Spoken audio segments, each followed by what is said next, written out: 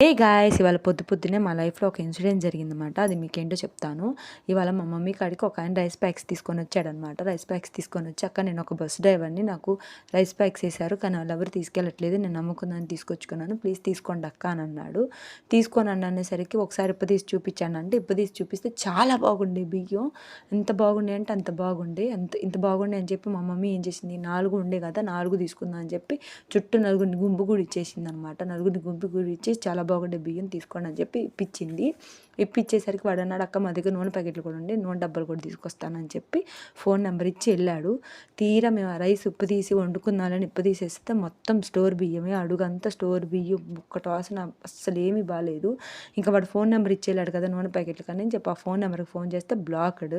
వాడు ఒక ఫోన్పే నెంబర్కి ఫోన్ చేపించుకున్నాడు. అది ఆమెకు ఫోన్ చేస్తే పలానా చోట ఉన్నాడు వెళ్ళండి అన్నాడు. పలానా చోటకి వెళ్తే కనుక వాడు అక్కడ లేడు.